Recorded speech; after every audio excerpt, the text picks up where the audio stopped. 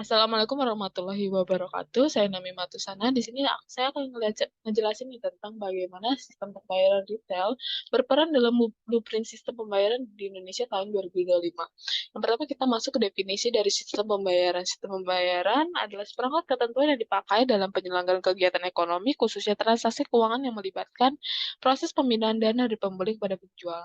Alat atau sarana yang dipakai untuk memindahkan cukup bervariasi. Kewenangan yang mengatur serta menjaga keberlangsungan payment sistem Indonesia dipegang oleh pihak Bank Indonesia atau BI. Hal tersebut telah tertuang dalam Undang-Undang Bank Indonesia berdasarkan CPSS Glossary 1998.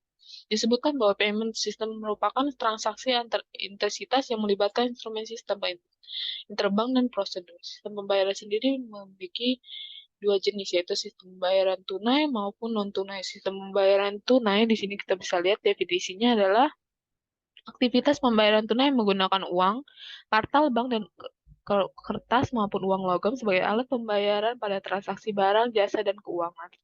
Yang kedua adalah sistem pembayaran non-tunai. Sistem pembayaran non-tunai adalah aktivitas individu yang penggunaan alat pembayaran berupa cek, bilet giro, nota debit. Alat pembayaran menggunakan kartu AMK dan e-money yang terdiri dari card based dan server based. Selanjutnya, sistem ini dikelompokkan menjadi dua jenis, yaitu transaksi besar dan transaksi retail. Kita bisa lihat di sini adalah definisi dari transaksi besar. Nilai besar adalah transaksi yang sifatnya urgent dan harus segera dilakukan untuk mencakup transaksi tersebut antar bank, transaksi di pasar keuangan, dan transaksi dengan nilai tiket size lebih dari 1 miliar. Yang kedua adalah transaksi retail. Transaksi retail ada antar individu dengan nilai tiket size kurang dari 1 miliar.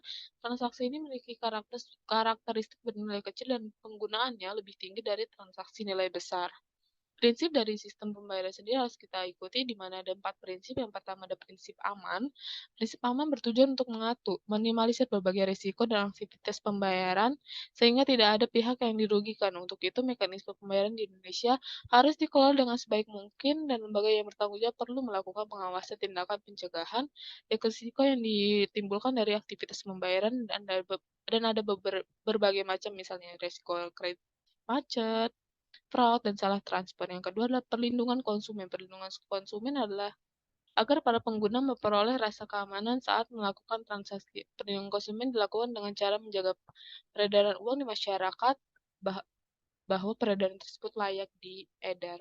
Yang ketiga adalah efisien. Efisien pembayaran dilakukan secara terbuka dan memudahkan pelakunya dalam melakukan transaksi. Prinsip ini juga menekankan jumlah biaya pembayaran yang dibebankan harus dijangkau agar tidak memberatkan pihak pengirim maupun penerima.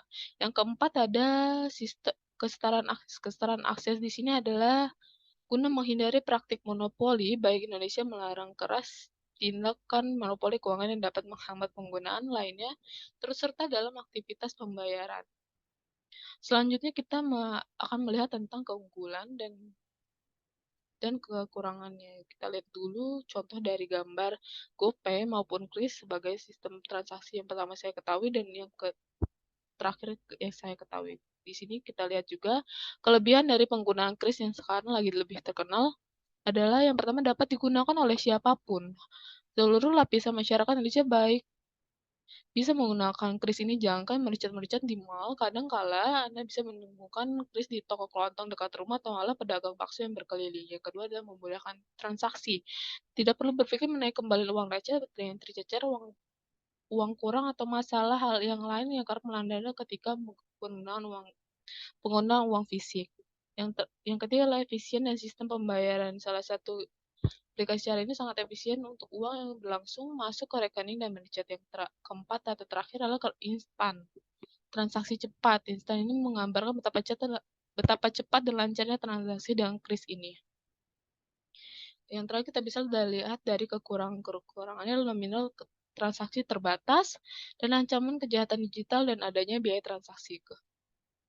Hal ini cukup price namun bisa diatasi. Saya harapkan dari kekurangan tersebut adalah transaksi digital tentunya harus saling memperhatikan apa saja yang dibutuhkan dalam melakukan dan memilih mana yang lebih aman dan dapat dipercaya dalam penggunaan layanan transaksi digital. Hal ini bisa juga terlebih dahulu dilihat dengan riwayat pengguna aplikasi tersebut, juga izin pelaksanaan dalam membuat fitur layanan transaksi digital yang diharapkan menguntungkan bagi pengguna